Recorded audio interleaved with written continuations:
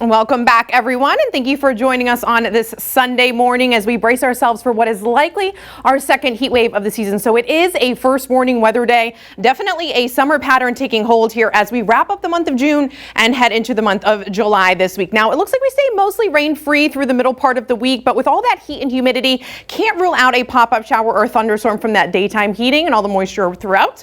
It's also going to be hot and humid through the middle part of the week, but then as we kick things off on Thursday, that is July 1st, looking like we'll at least reduce the temperatures. Unfortunately, the humidity is here to stay. We do have a heat advisory in effect for eastern parts of Franklin, Hampshire and Hampden counties. That starts at 11 a.m. this morning through 7 p.m. Tuesday. So we've got 3 days to go, possibly 4, of some really hot stuff here. Definitely make sure you're limiting time outdoors if at all possible, and if not, at least taking the proper precautions. You know, it's not just the heat and humidity, but it's also what it's going to feel like when you pair those two together. It's going to feel like it's near 100 degrees on Monday, Tuesday and Wednesday. So we're going to start things off today.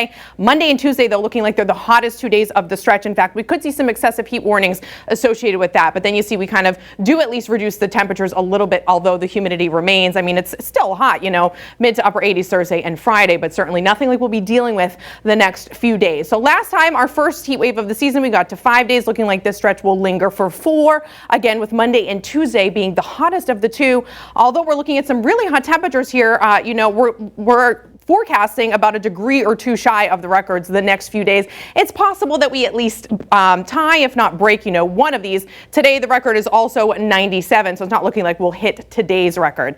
And in addition to the heat, we've got the humidity to deal with. Dew points in the upper 60s to a lower 70s. So a downright tropical air mass in place is going to be feeling oppressive outside. Again, can't stress this enough. Really try and limit the time outside. You know, the air conditioner is the place to be, if not a pool or certainly by the coastline. For today, upper 80s to lower 90s. So hot and humid. We'll have some clouds throughout, so that'll provide a little bit of shade. And this healthy breeze out of the south gusting at times to 20-25 miles an hour is going to provide a little bit of relief at least. As we head into the evening, it's going to be a warm and muggy one, partly cloudy skies. Temperatures fall into the upper 60s to near 70 degrees, so near the dew point. Thankfully, like I said, we have that wind in play to keep us mixed at the surface, so I don't think we'll be seeing any fog. However, temperatures will be falling to the dew points in the overnight hours, and then tomorrow, man, here comes the torch. Hot stuff on the way for tomorrow. Low to mid 90s, if not upper 90s in some locations, especially if we get enough sun breaking through those clouds. So mix of sun and clouds tomorrow, but definitely more sun, hazy, hot and humid with heat indexes in the mid upper 90s to lower 100s.